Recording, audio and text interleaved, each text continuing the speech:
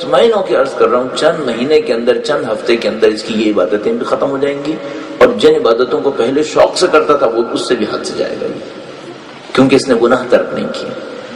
بس اگر آپ نے زندگی میں کمال حاصل کرنا ہے، ترقی حاصل کرنی ہے، ایک شاگرد کی حیثیت سے مشورہ عرض کر رہا ہوں آپ کی خدمت میں، اپنے گناہوں پہ کنٹرول کرنا، اپنی نفسانی خواہشات پہ کنٹرول کرنا، آپ کی وسعت کے دروازے خود بخود کھلیں گے۔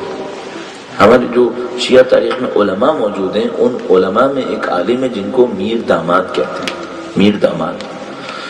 ان کو داماد کیوں کہتے ہیں؟ چونکہ یہ بادشاہ کی لڑکی سے شادی کر، ان کی شادی بادشاہ کی لڑکی سے ہوئی تھی، تو یہ بادشاہ کے داماد بنے تھے۔ چونکہ بادشاہ کے داماد بنے تھے تو ان کا لقب ہی داماد پڑ گیا، ان کا نام میر داماد تھا۔ اچھا، بادشاہ کی لڑکی سے ایک عالم کی شادی ہوئی کیوں؟ بادشاہ شیعہ بادشاہ تھا، ایران کا بادشاہ، ایران کا شیعہ بادشاہ تھا، اس کی لڑکی تھی، اور اس نے یہ مشہور کر دیا تھا کہ میں اس آدمی سے شادی کروں گی جو تقوی اور پرہیزگاری میں بہت اونچا ہوگا۔ اب بادشاہ کے اطراف میں تو ظاہر ہے کہ ایسا کوئی ملنا ناممکن تھا کہ بادشاہ کے اطراف میں کوئی ایسا آدمی مل جائے کہ جو تقوی اور پرہیزگاری میں بہت اونچا ہو۔ تو اس نے جب معلوم کیا تو اس کو پتا چلا کہ قوم میں کچھ علماء ہیں، ان میں کچھ جوان ایسے ہوتے ہیں جن کے بارے میں ہم کہہ سکتے ہیں کہ یہ تقوی اور پرہیزگاری میں بہت بلند ہے۔ اس نے کہا کہ ٹھیک ہے، کچھ لوگوں کو پوائنٹ آؤٹ کر دو، میں ان کے امتحان لوں گی۔ اس کے سامنے کچھ لوگوں کو پوائنٹ آؤٹ کر دیا گیا، جن میں سے کچھ کے اس نے امتحان لیے اور وہ فیل ہو گئے۔ ان کا تاریخ میں کوئی تذکرہ نہیں ملا کہ وہ کن امتحانوں میں فیل ہوئے، اللہ جانتا ہے۔ ایک جوان سارے امتحانوں میں کامیاب ہو گیا، یہی میر داماد، یہ سارے امتحانوں میں کامیاب ہوتے چلے گئے۔ جب یہ سارے امتحانوں میں کامیاب ہوتے چلے گئے تو اس لڑکی نے کہا کہ اب آخری امتحان میں خود لوں گی، آخری امتحان میں خود لوں گی۔ اچھا، یہ امتحان صاحب کیسے لیں گی؟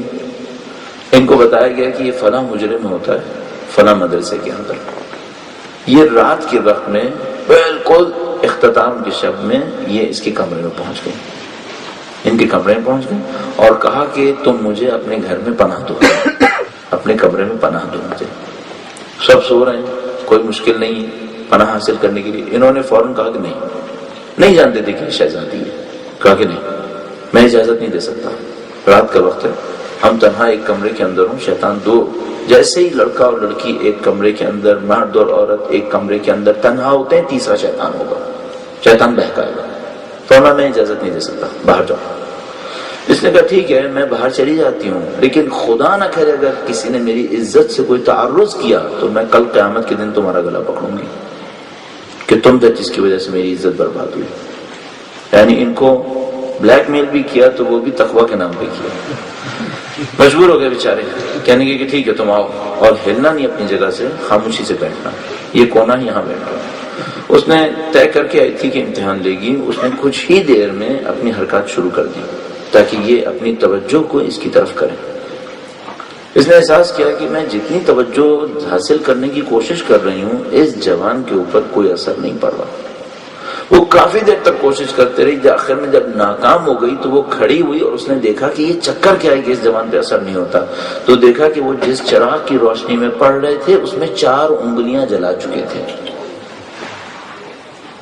اور ہر حرکت پر اپنی ایک انگلی جلا کے اپنے آپ سے کہتے تھے کہ دیکھو تم اس ایک آگ کو برداشت نہیں کر پا رہے، اللہ کی آگ سخت آگ ہے۔ عزیزان محترم، یہ تقوی اور پرہیزگاری ہے۔ اس نے باہر جا کر لوگوں کو خود طلب کیا کہ اے لوگوں اس جوان کو بچاؤ ورنہ یہ اپنے پورے وجود کو آگ لگا دے گا، پھر اس سے شادی کی۔ یہ تقوی اور پرہیزگاری ہے۔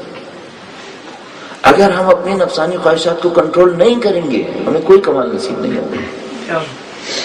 کمال نصیب کرنا ہے اپنی نفسانی خواہشات کو کنٹرول کریں، اور میں آپ سے جتنی بھی اپنی نفسانی خواہشات کو دیکھتے ہوئے عرض کروں گا نا، آپ انہیں کنٹرول کریں، ممکن ہے آپ کے اندر وہ خواہشات ہوں گی نہیں، آپ کے اپنی میدان بنے ہوئے ہوں گے، میرے اپنے میدان بنے ہوئے ہیں، میری جنگ میری جنگ ہے، آپ کی جنگ آپ کی جنگ ہے، لہذا میں آپ کی طرف سے نہیں عرض کر سکتا، میں صرف وہ برائیاں عرض کر سکتا ہوں جو معاشرے میں رائج ہیں۔ مثلا میں اس بات سے ڈرتا ہوں کہ ہمارے معاشرے کے اندر فحشا رائج ہے، اس لیے میں فحشا پہ اصرار کرتا ہوں، مثلا میوزک پہ اصرار کرتا ہوں، مثلا میں بار بار کہتا ہوں کہ آپ اپنے موبائل کے اندر میوزیکل ٹونز مت رکھیں، اس سے اللہ کی راہ میں آپ کا ارادہ کمزور ہو جائے گا۔ علماء اخلاق کہتے ہیں اللہ کی راہ میں ارادہ کمزور کرنے کے لیے میوزک بدترین چیز ہے۔ اس سے اللہ کی راہ میں بڑھنے کا ارادہ کمزور ہو جاتا ہے۔